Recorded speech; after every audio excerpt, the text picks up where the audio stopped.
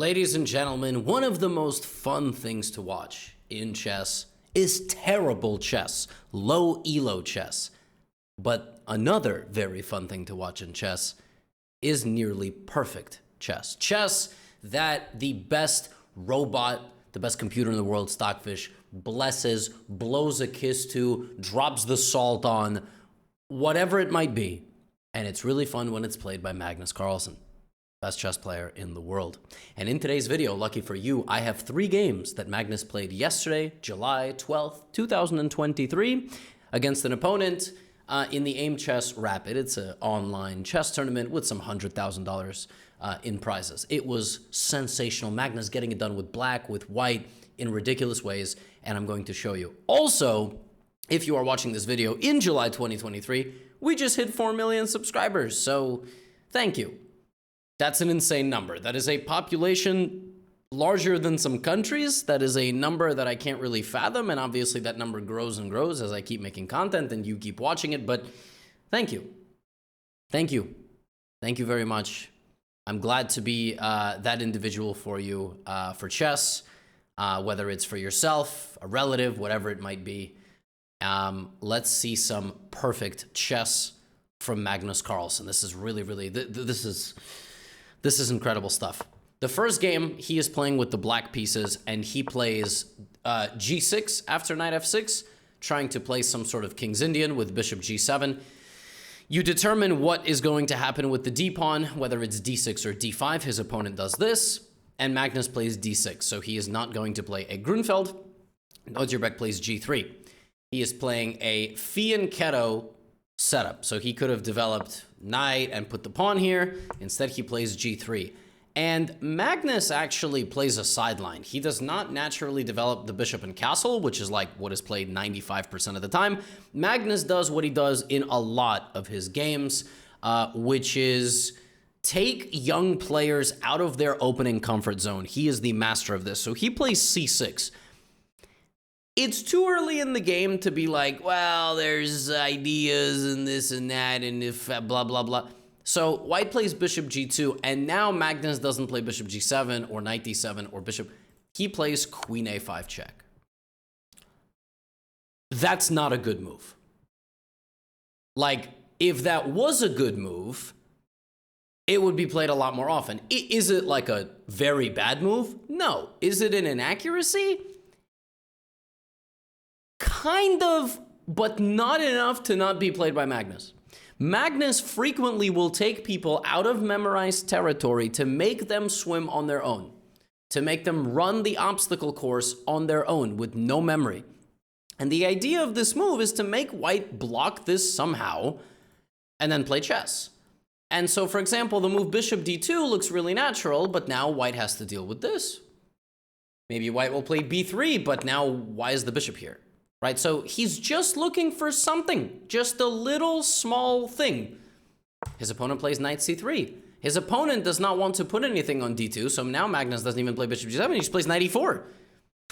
He's breaking the principles of the opening. He's moving a piece multiple times to put some pressure. Queen b3, and now he develops like this because he's pinning, which is very funny. Castles, and now he takes, and regardless of how his opponent takes, there's going to be doubled pawns. Queen c3, he will go here, and they will play a queenless middle game, or bc, castles. And this is what we are working with. Magnus has not spent any time. Now he does. His opponent plays e4, seizing control of the entire center, and this is the position. Magnus has exactly what he wants. A brand new position after some 10 moves to go to work. 8 pawns on the board, queens, rooks, every piece, except he traded a knight for his opponent's knight. Now, he can come back, or he can attack the center. He plays c5, thinks for 2 minutes and tries to fight with this bishop, tries to bring the knight to c6, and a big moment, white probably should not play d5. First of all, it hangs a pawn, and second of all, like, if you just, for some reason, did not take, this structure is bad for white. It's completely immobile, and black will spend the rest of the game hammering away at it and trying to win these pawns. So, Notjerbek plays bishop f4, and Magnus plays knight d7. He does not play knight c6 because, well, frankly, I'm not really sure. Maybe he didn't like d5 now, and now the knight has to go back. I don't know what he didn't like. I didn't ask him. Knight to d7 is what he plays instead, And now Nodzerbek attacks his pawn, and Magnus has to defend it in this kind of passive way. Rook d1, and I told you knight b6 to pressure this pawn. A very close structure, and Nodzerbek overcommits the queen after spending nearly half his time.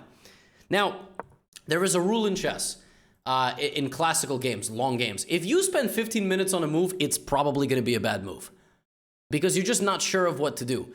And Nodzerbek spends half of his time and sends the game into a queenless position. He removes his weakness, but now Magnus seizes control of the game. Knight a4. Hasn't moved any of these pieces, barely moved this. The knight is going to attack the pawn. It's actually very hard to defend. If you go back, that's ugly. If you do this, well, bishop to e6, I'm targeting another weakness. Now, could Magnus have played knight b2? Yeah, but I don't think Nodzerbek would have blundered the rook, and then Magnus would have had to relocate. So Magnus plays bishop e6, and he is trying to get Nodzerbek to play this move so that now 2 pawns hang. And then if you play this move, I get in with my knight, and then if you play this move to defend this, I can take on a2 and get out. So rook c2, and now a6, poking a hole at the queen side. The bishop goes back to defend. Magnus now kicks out this bishop and makes it take a position that will clog the position for white. And knight g5 is not possible, and the bishop will no longer see this, so the rook will get to move.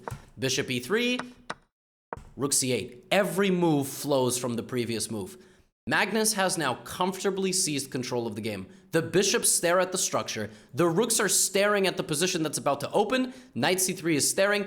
Every piece that Magnus has is playing an active and participatory, if that's a word. If it's not, I just made it a word. It's a word now. I have 4 million subscribers. I'm allowed to decide what's a word and what's not a word. Rook c1. I'm like a toddler who's like, it's my birthday, so I'm allowed to poop on the floor. Knight back to b6. The pawn on a2 is hanging, and the knight is going in on the c4 square. Nodzerbek pushes his bishop backwards. Magnus plays bishop d7, inviting an exchange. Rook b1, rook c7, stabilizing everything. He trades, allows the rook in, but the knight is rotating. The knight is rotating because he wants to go here and here, or here, or here, or here, or back and the other way. Depends what's going to happen in the game. Nodzerbek goes back. Magnus plays rook a4. Beautiful move. c4 by Nodzerbek, and now the knight no longer has any forward mobility. Pawn to b6. The idea is to rotate the rook behind the pawn, and the bishop cuts the defense. So Magnus is going to win that pawn, or white is gonna have to play extremely passively. Now the knight returns to pressure g4. Here, here, here. Nodzerbek plays rook c2. Rook a6 stabilizing one more time. Magnus being patient, pushing the pieces back. Knight e5 again. 7 seconds for white. He lashes out, but he lashes out inaccurately. Magnus grabs the pawn, and now after f takes g5. Here, this was either a mouse slip or something absolutely brilliant. He played h5.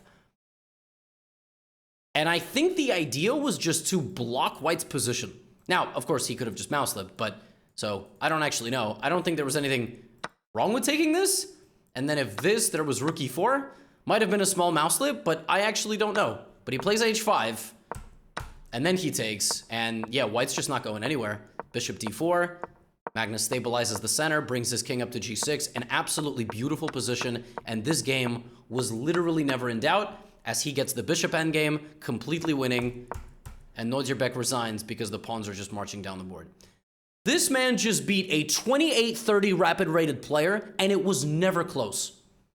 I mean, literally, it was never close. It's like a sporting event where in the first minute, or there's a goal, or there's a, you score a 3-point shot, and that's it. Tennis, straight sets. It was never close. He played a line that I've never seen in my life. Like, I've never seen queen a5 check. I've just never seen this move. And then he goes here. All he does is damage his opponent's structure, and he literally won the game because of this. How does he do that? Like, the entire game was just about the pressure on the queen side. Knight b6. It's just queenside pressure. Look at this. He pressures the queen side. He's just pressuring this, right? A6. Now he's pressuring b5.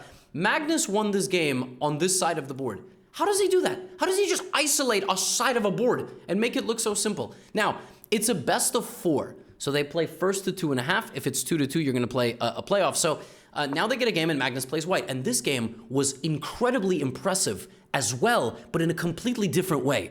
So what you saw last game was a snake. It was Nordjrbek asleep and Magnus slithering up to him and just wrapping himself. There was nothing he could do. This time we have a Sicilian, and we have knight f6, and now not knight c3, but a sideline bishop d3. Not a popular move by any stretch of the imagination. Once again, Magnus in the first 10 moves of the game, taking the game away from known territory, making his opponent walk the obstacle course, run the obstacle course, swim the track on his own without any memory. All right? How do you adapt to your surroundings? Pawn to d6, now Magnus plays c4. The position resembles known territory, but it's not exactly known territory. Bishop to e7, knight c3, a6, pretty good. Bishop e3, both sides castle. Now, this kind of resembles what's called a Marokshi bind in M-A-R-O-C-Z-Y. It's a Hungarian term, I believe, and the idea is just to put a bunch of pawns on light squares and have a big space advantage in the center, and life is quite good. Black tries to fight back with d5, with b5, with f5 and some lines, and if black doesn't fight back, then, you know, white's just going to walk into the black position and take everything and go home. b6. This is also known as a hedgehog structure, because everything is along the 6th rank, very spiky. f4, queen c7, rook c1, and now Magnus plays in a way that is quite common if you would like to defeat a hedgehog structure. So it's a hedgehog now.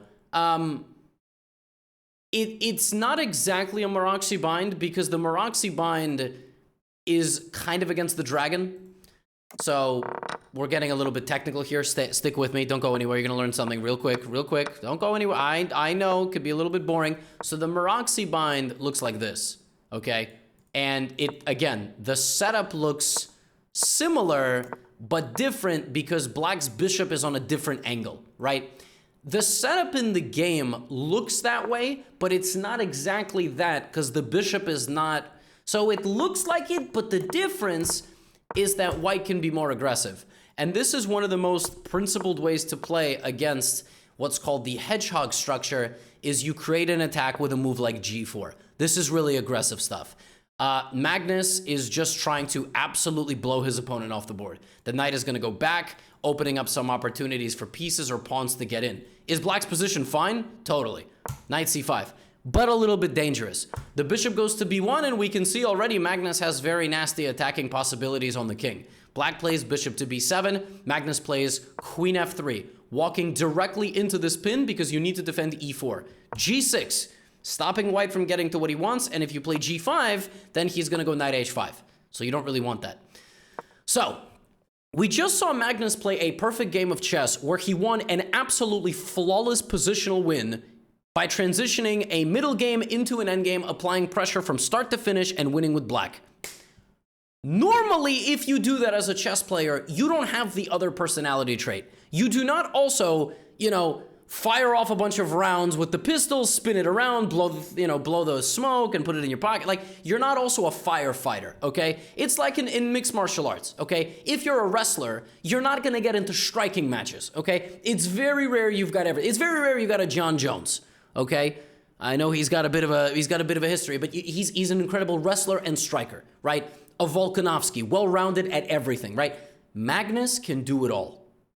b4, he's now got 5 out of 7 pawns advanced 2 squares. That's an aggressive formation, and here Magnus lands a disgusting infiltration. g5, knight h5. How does white get into the black position? He can advance with h-pawn and pawns and all of this, but if you go here, black gets the knight to e5, could be a little bit dicey. Magnus plays knight d5, losing a knight, sacrificing a knight to infiltrate. And the idea is disgusting. If e takes d5, it's this to push the queen back. But the real idea is to sacrifice another knight to go knight f5. And if this, then you play queen h5, and there's no way to stop the bishop, because I'm going to go here and here. And if you take, that just facilitates the attack, right? In fact, I'm not even sure I have to take. I can go here first, and you just get absolutely butchered. I have rook c3, rook h3. Magnus foresees a double knight sacrifice infiltration of the black position. This man is a genius. Knight to d5. And his opponent doesn't have to take. But that's the point. Magnus's ideas are like onions, to quote Shrek. Not that they smell and make your breath terrible. Queen d8, they've got layers. His ideas have layers. He sacrifices the knight, but guess what? If you don't take, I'm not playing hope chess. I just grab the bishop. Now you don't have a dark squared bishop. And how many pawns do you have on light squares? Most. 5 out of 7. That means your dark squares are weak, but you don't have a dark squared bishop. Exactly. Now you're catching on. Queen h3. And I'm rotating over here to pressure. Nodjebek plays rook e8. Rook e1. The rooks are on the same file. ef, ef. Queen back to d8. The knight rotates, and we're looking over here. We're looking to get rid of the knight blockade and attack on the h-file. It's a tough position. Nodjebek plays e5 after some thought. He's down to 2 minutes, but e5 just allows the very natural f5. Nodjebek, however, fights fire with fire. You gotta respect it. Instead of e5, the computer was recommending a5. If any human being plays a5 against you, report them. Just, they're cheating. Like, I don't even know what to tell you. The computer is such a scumbag. It's just like, oh, so white's got a queen, 2 rooks, 3 pawns, bishop, bishop, knight, all trying to create an attack over here? Yeah, a5. This is why we hate chess computers. They don't make any sense. They don't make any sense. Okay? e5, f5, he tries to fight fire with fire, but Magnus slowly building it up. Pressure here, pressure here, pressure here, pressure on the d-file. The position is on the verge of collapse. Nodjebek is spending his time. He's down to 2 minutes. Magnus plays bishop to d3, just defending the center. Rook e8, now he takes on f6. 1 pawn is gone. Bishop h6 infiltrates. And Nodjebek tries to fight back and lock the position. Magnus takes the pawn, and he picks up the rook. Now, you'll see that the engine still thinks it's a bit of a back and forth. It doesn't think it's completely lost, but Magnus plays knight g3. And in this position, with just a minute on the clock, he's trying to simplify. Nodjebek plays knight f4, but I got news for you. Magnus just gets rid of the knight. Because not every attack has to end in checkmate. Pawn takes f4, queen f4. He's just up 2 pawns. He's up 2 pawns. One of them can be won back because of this pin. King f1. Cool, calm, and collected. King f1. Nodjebek down to 30 seconds. Plays queen g7. Now Magnus plays f6, giving up the pawn, sacrificing to push black backwards. Now white's king walks to the center, and unfortunately, we're going to have a little bit of chaos here. All right, we're going to have a little bit of chaos. Players get low on time, things happen. But up to this point, a flawless performance. And even in the time scrambles, simplifying beautifully, bringing the pieces forward and backwards in the right amount of harmony. And Nodjebek, I believe here, lost on time or resigned. But in any case, it's over because he's down 2 pawns. This is a mate if you ever step off the diagonal. There's nothing black can do. You can play queen e5. I can play queen d4. I'm 2 pawns up. This is an effortless endgame for Magnus to win. What a game, punctuated by the infiltration, like the absolutely beautiful, monstrous central setup. G5, knight to d5, with the intention to sacrifice both knights. Pawn takes and infiltrate like this. I mean, this is just sensational stuff. Rendering black's pieces completely immobile. Not a single one of black's pieces can move forward as he sits around waiting for white to arrive and deliver a fatal blow. 2 games. My friends, he was perfect in more ways than one.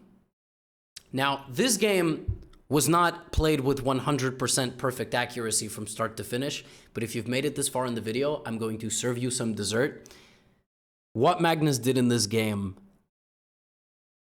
was disgusting. It was disgusting what he did. And I'm going to show it to you now.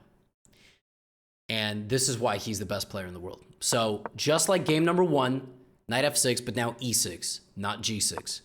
His opponent plays the Catalan. Nodjebek plays g3. Same opening he played in game 1, but a different opening for black. c5. Keep in mind, Magnus needs to draw this game. So he's won the first 2. It's a best of 4. So he has 2 out of 2. A draw wins him the mini-match. He takes on d4. Nodjebek castles before recapturing. And we have the following position. Neither side has d and c pawns. Nodjebek pressures on this diagonal, pressures on the d-file. Magnus plays bishop here, finishes up his development, and has a relatively normal position with absolutely no problems. But one of the hardest games to play in chess is when you have to not lose. Now, that might sound silly to you, because in all chess games you are trying not to lose. It's not quite the same. When you boot up a chess game, your life is in equilibrium. 0, draw, or win, it doesn't really matter. But when you are playing in a mini match and you've already won 2 games, your brain is like, well, I just gotta not lose. I gotta maybe draw the game. And that messes with you a little bit. So, Nordirbeck plays rook c1, Magnus develops his pieces, he plays knight c5, and Magnus is actually happy to get rid of this bishop, because that knight with his bishop, because his position is very reasonable. He can just bring out his queen, he can bring his rooks to the center, and life is good. But he doesn't play perfectly. He plays knight to b6, and he allows his opponent to take this knight, because I'm assuming he thought that the light squares here would be weakened. But Nordirbeck is a desperate man. A desperate man's got desperate plans. So he tries to create a little bit of imbalance. Bishop to c3, and Magnus trades queens, because again, he has to not lose. He's not really playing like for maximum complications. He just has to not lose the game. He plays rook e8. What does his opponent do? Trades rooks, and Magnus is like, I can't lose this position. And he's right. He probably can't lose this position. Rook, bishop, knight. Let's not forget the bishops are on opposite colors. The drawing chances increase so much when that's the case. If the rooks get traded, dead draw, right? So f3. Clever move to play e4. You can't take because of back rank mate. Magnus plays knight d5, threatening the bishop. Nordirbeck's like, take the bishop. Wait a second, but bishops are better than knights in endgames, right? Like, you know that. I know that. So why on earth is Magnus breaking the rules? He's supposed to preserve the bishop. When you get good enough at chess, you can break the rules. Excuse me, not Magnus. Nordirbeck. Why is Nordirbeck... it's a Freudian slip. I'm so used to Magnus doing genius things in endgames. Why is Nordirbeck volunteering his bishop for capture? Why is he breaking the rules? Because he doesn't agree with the principles right now. Principles and rules were made to be broken. Right now, he actually estimates this knight on a dark square will do more damage than this bishop on any side of the board. The bishop doesn't have a lot of mobility, and white can block it out, and by doing this, these are no longer weaknesses, and white can focus on hammering away at a7. Magnus plays a5. You would think, bishop for knight in an endgame, outside pass pawn, this is Magnus's game to win. That's what you would think. Rook d6. But it's actually Nordirbeck who is suddenly asking the questions. And in this position, Magnus could have played bishop b3 or something. He plays c5, which is a little bit of a trappy move. But c5 is an inaccuracy. The idea of c5 is kind of flexing that you can't take this because of a fork. But Magnus should have just defended himself, because after a move like knight e1, he could play rook d8 and try to advance over here and bring his king out. But Magnus committed his c-pawn, and you can't take this. Now knight e1. Now the pawn is hanging. And suddenly if you play c4, I go here and you lose the pawn. Oops, there's a massive difference. In fact, Nordirbeck attacks the pawn, and Magnus is actually forced to lose a pawn. Not only that, he's forced to lose both. He's gonna get this back, but he's going to be in some serious trouble. In fact, after king e3, he doesn't win the pawn back at all. What? What happened? Well, Magnus didn't like that in this position, his bishop was stuck. He very briefly calculated this and decided, I'm losing. Here's the problem. Rook c2, knight d3. Now if you take this, king d4 is very unpleasant. So Magnus is just down 2 pawns in a rook endgame. You've watched long enough in this video. I think you know what's going to happen. I told you Magnus plays perfect chess in different ways. The first game, Magnesian. Boa constrictor-like, from an equal position, slight imbalance in the opening, taking advantage of one small thing and winning. Last game, gorgeous tactical flair, transitioning it back into a winning endgame. But you can also play perfect chess defensively. One of the most underappreciated elements of sport is defense. One of the most underappreciated elements of Magnus Carlsen's chess, defense. He just doesn't freaking lose. He's down 2 pawns in this endgame. He's got no business saving it. He keeps his rook on his opponent's back rank and attacks his pawns. His opponent plays e4. Magnus brings his king to the center. If you try to attack my pawns, I can defend them while threatening this. His opponent plays rook d2 and tries to make forward progress. Magnus plays g5, trying to restrict that blob of pawns. Here comes Nordjubek. That's it. The game is over. Magnus plays rook f1, attacking one of Nordjubek's pawns. He plays king back to e3, respecting the threat, but now we're going over here. But now rook d5. If you take this, I take this. That's completely lost, so he plays f6. Nordjubek is making progress. Rook to c3, check. King to d2, passive. He should have went king to d4. King to d2 is fine, because if you take this, the pawn is going to sneak through. But Magnus is not going to fall for that. Rook c4. Nordjubek plays h4, the best move, attacking the integrity of Magnus's structure. Magnus plays g4. Nordjubek takes on h5. Now what Nordjubek had to do here is play king d3 to force the rook down here. And after fg, hg, he walks over and he could win this game potentially, but Magnus is still going to create some practical problems. Nordjubek, in the face of practical problems and time ticking, takes this, but now this, but he's probably still winning because he's going to get the pawn, but now Magnus uses that pawn and plays f2. And if you take the pawn, I'm going to take the pawn on e4, but it's still got to be winning. He's 2 pawns up in a rook endgame. That doesn't make any sense. Nobody can draw a rook endgame down 2 pawns. That's just not possible. Nordjubek plays rook f5, and now Magnus finds the rook sacrifice. So he's got to play rook f2, but he's still up 2 pawns. This is easy. You just bring the pawns forward. And this, you trade the pawns and that's it. It's got to be easy, right? Magnus plays the most active move. Nordjubek plays rook h2. Now Magnus plays king f7. Anticipating the forward avalanche. Let's go. Bring it on. One last stand by Magnus. King f4. He gives a check. The king slides over. Now we attack the pawn. How do you defend the pawn? You got to bring the king over. Rook goes to the side. I can give side checks. Here comes h5. Pawn is now 3 squares away from queening. The king walks over. Pawn to g4. King h6. Rook to d2 to try to play rook d6 as well as rook d8 and give checks from over here if needed. Rook f1. Rook f2. It's over. It's got to be over. He's making progress. Rook a5. Down to 20 seconds for both sides. Can Nordjubek find the way?